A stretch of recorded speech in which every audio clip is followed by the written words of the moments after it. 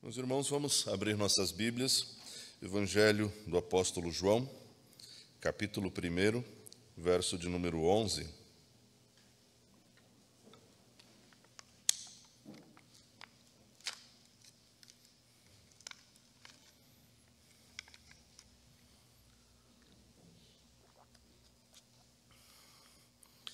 Evangelho de João, capítulo 1, verso de número 11. Diz assim a palavra do Senhor: Veio para o que era seu, e os seus não receberam. Veio para o que era seu, e os seus não receberam. Neste prólogo do apóstolo João, o seu evangelho, escrito pelo apóstolo João, o seu evangelho, nós encontramos aqui uma introdução ao evangelho propriamente dito, que carrega naturalmente uma antecipação das temáticas que serão abordadas ao longo deste evangelho. Ao lermos o capítulo 12, como fizemos há pouco, nós tivemos um certo vislumbre disto, da temática que está presente, especialmente neste verso. Mas não somente neste verso.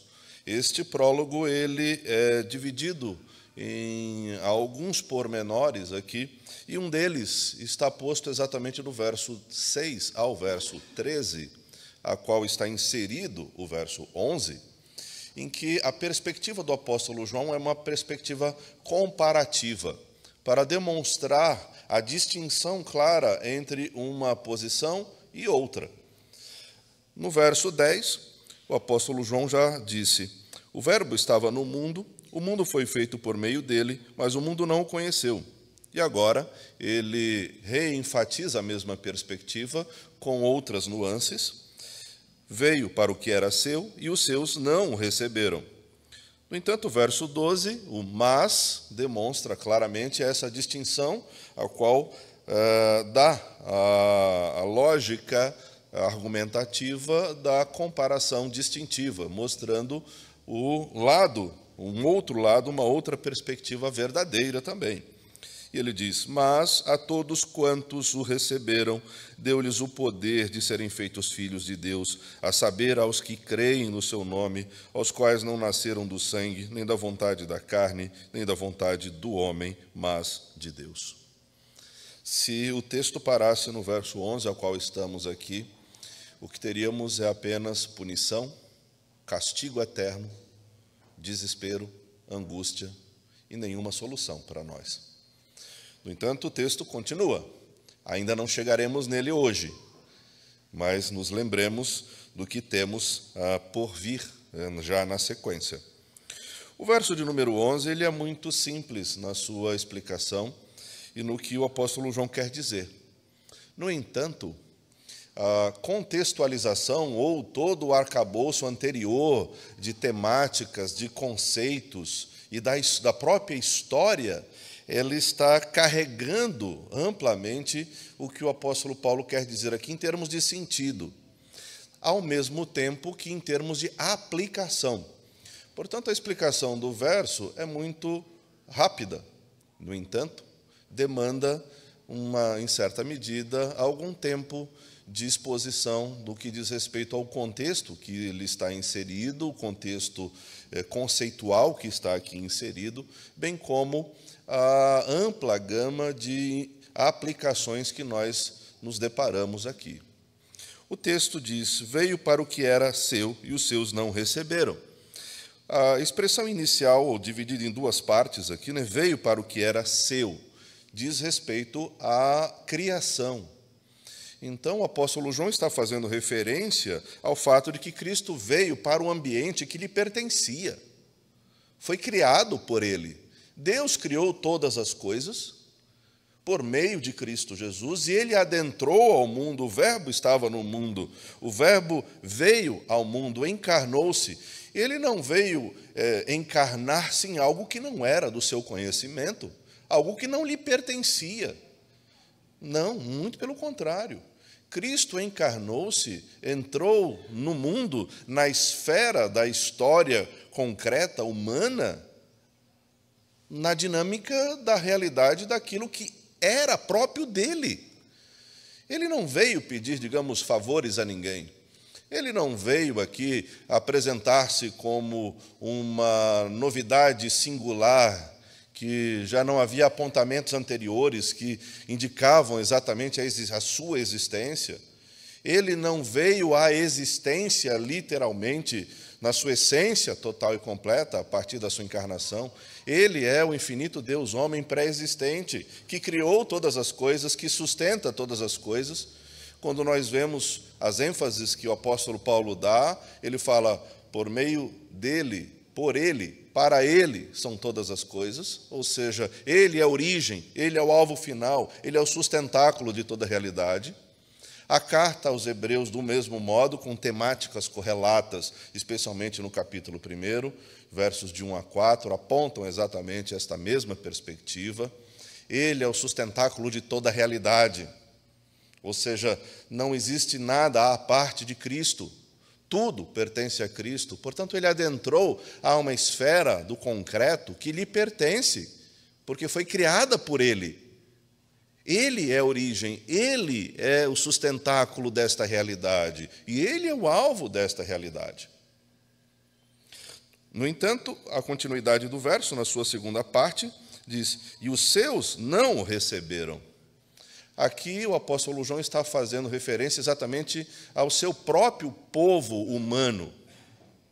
A referência aqui, objetiva, clara, é aos judeus, aos israelitas. Claro que não na sua totalidade, em grande medida aqueles que foram os líderes, né, da religião judaica, mas o todo é tomado agora para exemplificar isso. Este que é o Senhor de toda a criação, este que é o sustentáculo de toda a criação, é o alvo final para o qual tudo se move. Quando adentra ao mundo, ele adentra ao mundo em um povo. E este povo que o viu, que caminhou com ele, que o identificou claramente, não o recebeu, não o conheceu.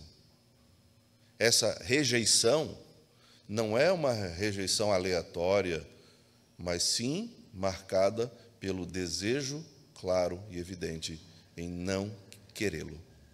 Não o quis. Há talvez uma certa tendência nossa, possivelmente em grande medida parte da mentalidade brasileira, de associar a ignorância, o desconhecimento como uma desculpa viável, como algo que realmente justifique o erro ou omissões. No entanto, não saber quando se deveria saber não é uma justificativa aceitável. Ou dizer, eu não sabia. Bom, quando eu deveria saber. Isso não é uma justificativa. Tampouco, aí vem a essência talvez mais profunda e importante. O desconhecimento, a ignorância, é um pecado tremendo. Pecais porque não conheceis as Sagradas Escrituras. Alegar desconhecimento é assumir a culpa. Se eu deveria saber e não sei. E nem entro no mérito de que eu esteja mentindo quando eu alego o desconhecimento, como uma tentativa de aliviar as consequências. Mas isso é uma ilusão. Outro problema grave também, que eclode, infelizmente, nesse sentido. Mas o fato é que, o que esse texto está dizendo?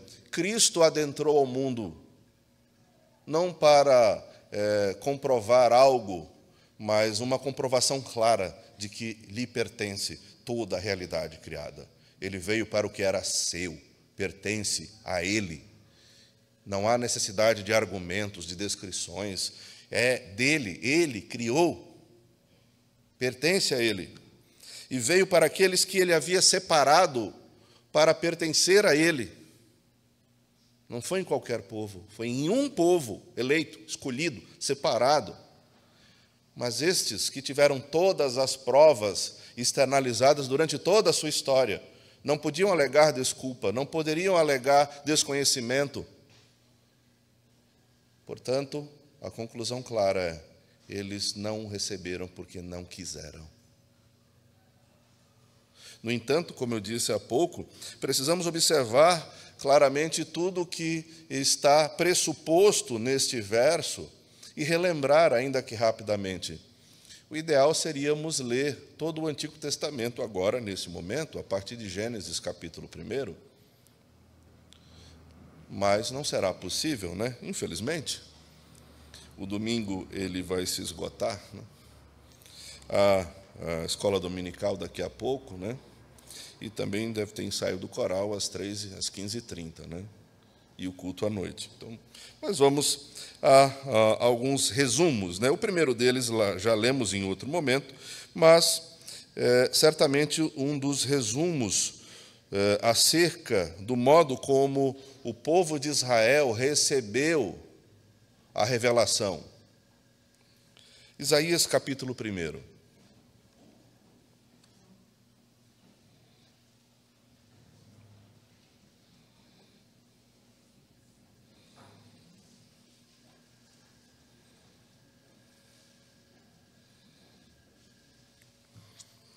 Visão que Isaías, filho de Amós, teve a respeito de Judá e Jerusalém nos dias de Uzias, Jotão, Acás e Ezequias, reis de Judá. Escutem, ó céus, e ouça, ó terra, porque o Senhor é quem fala. Criei filhos e os fiz crescer, mas eles se revoltaram contra mim. O boi conhece o seu dono, e o jumento o lugar onde lhe dão comida. Mas Israel não tem conhecimento, o meu povo não entende. Ai desta nação pecadora, deste povo carregado de iniquidade, são descendência de malfeitores, filhos que praticam o mal, rejeitaram o Senhor, desprezaram o Santo de Israel, voltaram para trás. Isaías ainda, capítulo 53,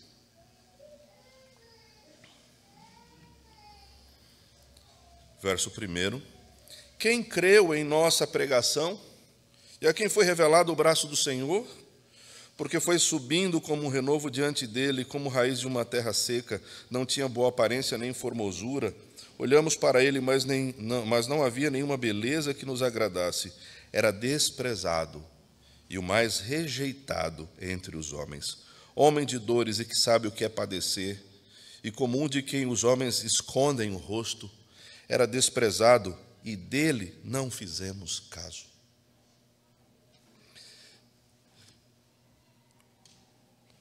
Jeremias, capítulo 7, verso 25.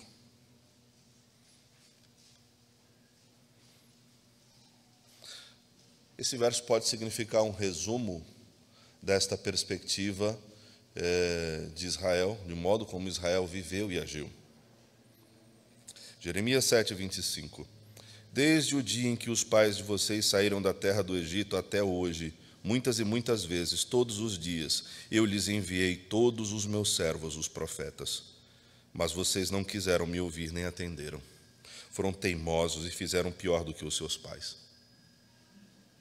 Assim, nós encontramos nestes exemplos, apenas exemplos, toda a perspectiva de como o povo de Israel viveu, de tudo que ele agiu, o seu modo de agir e reagir. Hebreus capítulo 1, mais uma vez, diz: havendo Deus outrora falado diversas vezes, por diversas maneiras, dos pais aos filhos, agora nos falou pelo Filho, de uma vez por todas, mas não deram ouvidos. Isso identifica as diversidades de modalidade de revelação de Deus, falando frente a frente, como fez com Abraão, revelando internamente, como o próprio profeta Isaías é um exemplo, revelando a outros em sonho o que deveria fazer, mas muitos negaram, muitos não quiseram. Toda a história de Israel demonstra como, desde os primórdios, foram um povo separado para pertencer única e tão somente a Deus. O Deus da aliança, Yahvé. O nome pessoal de Deus é revelado primeiramente a este povo. A este povo. Deus fala com Abraão. E não é um salto no escuro, um chute aleatório que leva Abraão a ir, mas firmado na revelação do próprio Deus. Estruturalmente é o mesmo que usufruímos na atualidade. Quando abrimos a Bíblia, é Deus quem fala. No entanto, com nuances distintivas. Deus nunca havia falado com ninguém. Não assim. Falou com Abraão. Este povo escolhido para ser um mordomo da verdadeira religião, para mostrar às demais nações quem é o Deus verdadeiro e como este Deus verdadeiro deve ser adorado. Gênesis capítulo 12 é um marco distintivo nesse sentido. Eles deveriam ser bênção para as demais nações e usufruiriam desses benefícios de serem estes que foram os depositários da palavra de Deus. Eles foram os guardiões dos oráculos de Deus. A prova é exatamente a Bíblia que temos em mãos agora, o Antigo Testamento preservado, fora revelado a eles, recebido de Deus a eles. Deus enviou a eles. E eles preservavam e ainda preservam. Eclesiastes nos destaca que esta revelação é o modo correto de todo homem viver. Portanto, eles receberam diretamente de Deus a verdadeira ética, a verdadeira moralidade fundamentada na revelação, ou seja, o conhecimento da verdade que se traduz automaticamente numa vida adequada.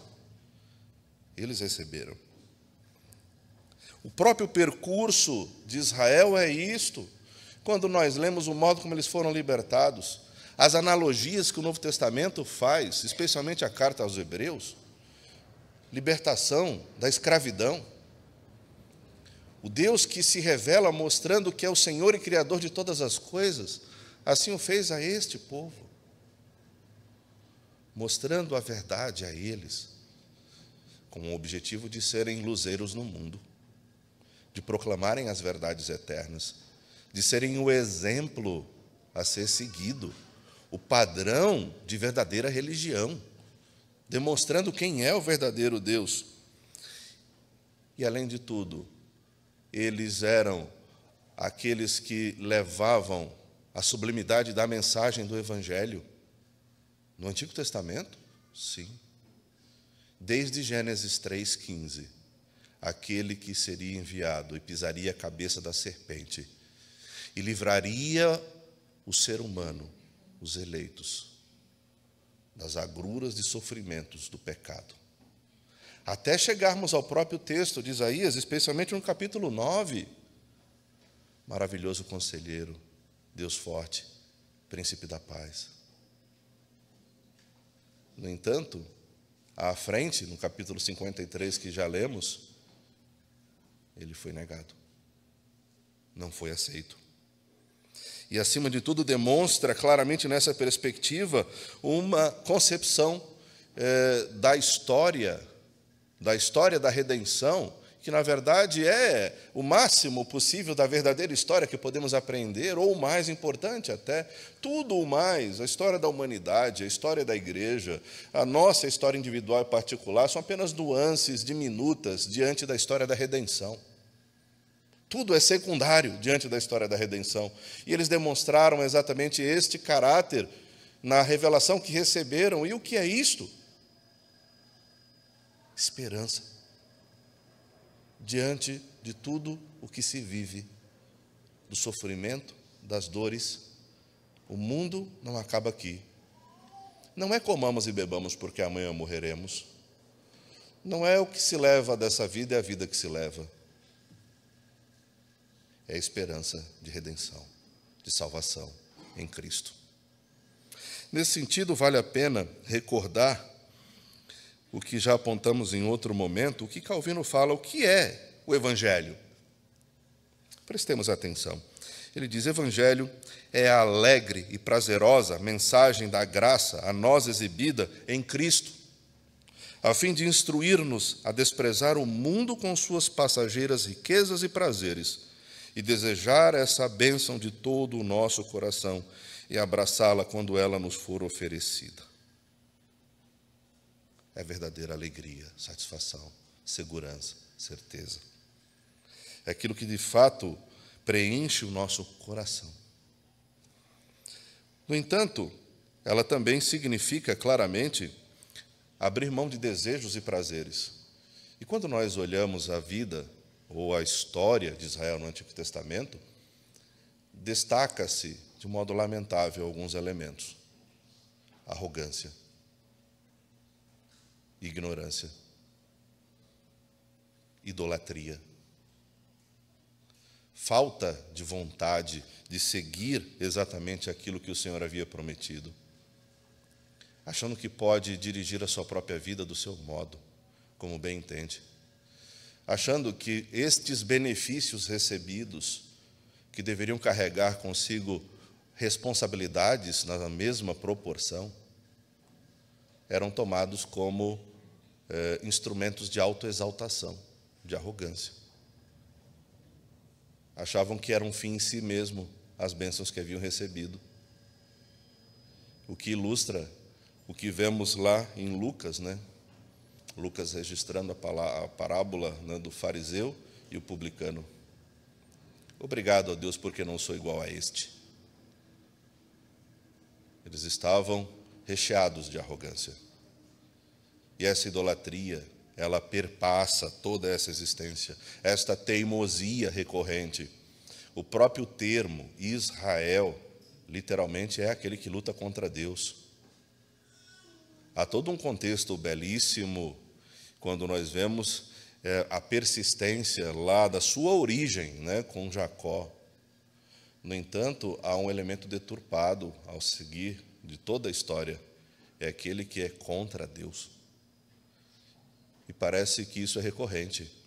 Deus envia os seus profetas, mostrando o que devem fazer, oferecendo saída, solução, misericórdia. A paciência de Deus é constante, para que se arrependam, demonstrando constantemente o modo correto de viver. E o que eles fizeram? Executaram, na sua maioria, os profetas que foram enviados.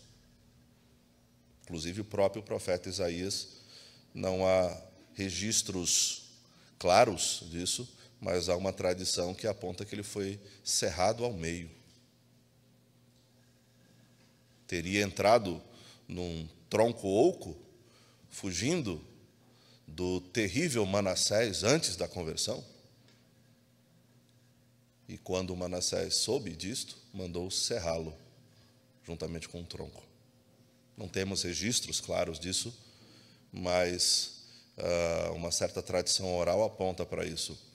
Talvez não tenha sido literalmente assim, mas a sua morte não foi uma morte tranquila e natural, como de tantos outros. Foi rejeitado. No entanto, o que devemos lembrar é: tudo isso nos choca, nos causa indignação, talvez, né? Mas devemos lembrar que, muito provavelmente, nós não somos diferentes. Em grande medida, nós não somos diferentes. Observemos rapidamente Mateus capítulo 21.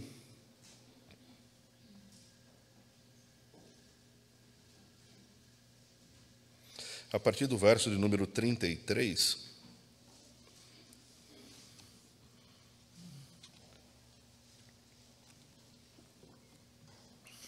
temos: escutem outra parábola. Havia um homem dono de terras que plantou uma vinha, pôs uma cerca em volta dela, construiu nela um lagar. Edificou uma torre e arrendou a vinha aos lavradores. Depois ausentou-se do país. Quando chegou o tempo da colheita, o dono da vinha mandou os seus servos aos lavradores para receber os frutos que cabiam a ele. Mas os lavradores, agarrando os servos, espancaram um, mataram um outro e apedrejaram ainda outro. O dono enviou ainda outros servos em maior número. Os lavradores fizeram a mesma coisa com eles. Por último, o dono da vinha enviou-lhes o seu próprio filho, pensando: o meu filho eles respeitarão. Mas os lavradores, vendo o filho, disseram uns aos outros: este é o herdeiro, venham, vamos matá-lo e ficar com a herança dele para nós. E agarrando-o, lançaram-no fora da vinha e o mataram.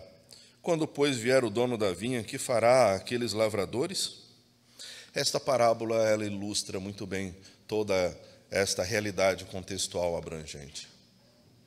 Não devemos entrar nos seus pormenores, uma parábola tem um objetivo único, não há associações e analogias aqui correlatas, literalmente, mas esta vinha aponta para o fato de que o dono da vinha enviou alguns para avisá-los. Estes eram os profetas. Por fim, ao próprio filho. E o que fizeram com o filho? Ele foi morto. Mas ele foi morto pelos nossos pecados também. A culpa não é de um povo. A culpa é nossa. É nossa também. E a título de aplicação, precisamos considerar alguns versos que precisam estar muito em mente a nós para levarmos à frente uma correta aplicação desse texto e não nos deixarmos levar pelos erros e equívocos cometidos. A primeira delas, podemos observar o apóstolo Paulo em Romanos, capítulo 8, verso de número 28. Temos: sabemos que todas as coisas cooperam para o bem daqueles que amam a Deus, daqueles que são chamados segundo o seu propósito. Pois aqueles que Deus de antemão conheceu, Ele também predestinou para serem conformes à imagem de seu Filho. Aqueles que Deus de antemão conheceu, Ele também predestinou. O verso não para aqui. Sermos separados, eleitos para pertencer a Deus, não é um fim em si mesmo.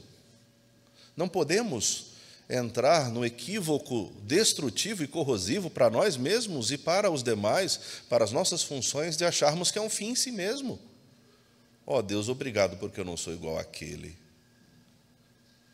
Isso é um indício terrível de não compreensão do benefício da eleição. A eleição não é um fim em si mesmo. A eleição tem um alvo e um objetivo: para serem conformes à imagem de seu Filho. Nós somos eleitos, separados por Deus, alvo, objeto do amor de Deus. Cristo derramou o seu sangue na cruz em nosso lugar. Fomos justificados ou tornados justos, o que significa que nós, em essência, não somos justos, mas fomos separados para pertencer a Ele com o objetivo: sermos conforme a imagem de Cristo. Este é o padrão. O que devemos ser, como devemos ser, o que eu devo falar, o que eu devo fazer, como eu devo pensar, deve estar interligado a esse objetivo do fato de sermos separados, pertencermos a Cristo, sermos iguais a Cristo. Mas isso é muito elevado. A estatura de varão perfeito só será atingida na redenção. O que não significa que não deva haver progresso, desenvolvimento, crescimento aqui. Devemos crescer a cada dia mais e mais nesse objetivo de que a nossa vida exale o perfume de Cristo. Que o nosso modo de viver, agir, pensar, respirar em todos os sentidos seja um testemunho vívido de Cristo. O benefício de sermos separados não é para a inércia, mas para a ação, para uma vida transformada. Nesse sentido, vamos ler Hebreus capítulo 5.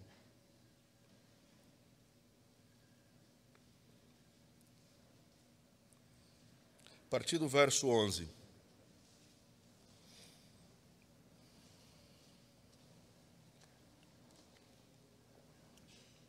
A esse respeito, temos muitas coisas a dizer, coisas difíceis de explicar, porque vocês ficaram com preguiça de ouvir. Pois, quando já deviam ser mestres, levando em conta o tempo decorrido, vocês têm novamente necessidade de alguém que lhes ensine quais são os princípios elementares dos oráculos de Deus. Passaram a ter necessidade de leite, não de alimento sólido. Ora, todo aquele que se alimenta de leite é inexperiente na palavra da justiça, porque é criança. Mas o alimento sólido é para os adultos, para aqueles que, pela prática, tem as suas faculdades exercitadas para discernir não somente o bem, mas também o mal. Crescimento na vida cristã. Pelo tempo decorrido, já devia ser mestres, mas precisa ensinar novamente o ABC, o beabá, retornar constantemente àquilo que era próprio do primeiro mês da jornada cristã. Façamos um cálculo muito simples e modo bem generalista. Se nós somarmos as nossas atividades semanais, reuniões na terça, na quarta, culto matutino, vespertino, escola dominical, chegaríamos a um número de cerca de 6 horas por semana, sendo bem comedido. Vezes 52 semanas por ano, tira os 2, deixa só 50. Nós temos quanto? 600 horas, não? 300? 300 horas anuais. 300 horas. Se somarmos também, pensarmos aqui, alguém que gasta cerca de 10 minutos por dia, nada, né, para ler a Bíblia e orar, ele não gastou 1% do seu dia. Ao longo do ano, ele terá lido a Bíblia inteira. 10 minutos lendo a Bíblia por dia. Multiplica pela sua idade, o tempo de vida cristã, você já teria lido a Bíblia 20, 30, 40, 50 vezes na vida inteira. Uau, tudo isso? Pois é. Vale a pena lembrar algo que dizia o reverendo Lutero por vezes, publicamente. O ensino foi dado. Responsabilidade elevada, né? Deus vai cobrar. Simples. Estava corretíssimo, claro. Nós temos exposição à palavra constantemente, atividades constantes. Pelo tempo decorrido, deveríamos ser mestres. É muito tempo, muito tempo. O não crescimento na vida cristã é um indício gravíssimo que tem como explicação a mesma origem. Não receber a Cristo não é algo pontual, é não recebê-lo constantemente. A primeira recepção de Cristo não nos dá a totalidade de quem Cristo é. Nem na eternidade usufruiremos de toda a totalidade de quem Cristo é. Ainda que não haverá nenhum impeditivo, nenhum elemento que atrapalhe a nossa intimidade com o Redentor, mas por um princípio básico, nós somos finitos, Ele é infinito, é o Deus grandioso, soberano, Criador de todas as coisas. Jamais poderemos apreendê-lo na sua totalidade. Portanto, o progredir no conhecimento é um impulso natural por toda a eternidade. Continuaremos crescendo, conhecendo a Cristo, e jamais esgotaremos a totalidade deste conhecimento, deste saber. É uma das temáticas mais claras nesse Evangelho, conhecer a Cristo. Conhecereis a verdade vos libertará. A verdadeira vida provém do conhecimento íntimo de Cristo. A vida eterna é esta, que conheçam a Ti. João 17:3. A própria vida eterna é este conhecimento que se traduz em vida.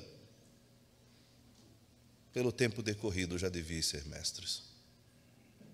Por fim, Pedro, capítulo 1, capítulo 2, verso 9. Quando nós lemos Gênesis capítulo 12, nós vemos claramente as características desse chamado de Abraão para ser o povo de Deus, para iniciar o povo de Deus. O apóstolo Pedro, em grande medida, ele agora resgata conceitualmente esses elementos lá de Gênesis 12, aplicando-os agora à igreja, ou seja, o povo de Israel agora é a igreja. Portanto, aquilo que se aplica ao povo de Israel também aplica-se à igreja. E aí nós lemos: vocês, porém, são geração eleita, sacerdócio real, nação santa, povo de propriedade exclusiva de Deus, a fim de proclamardes as virtudes daquele que os chamou das trevas para a sua maravilhosa luz.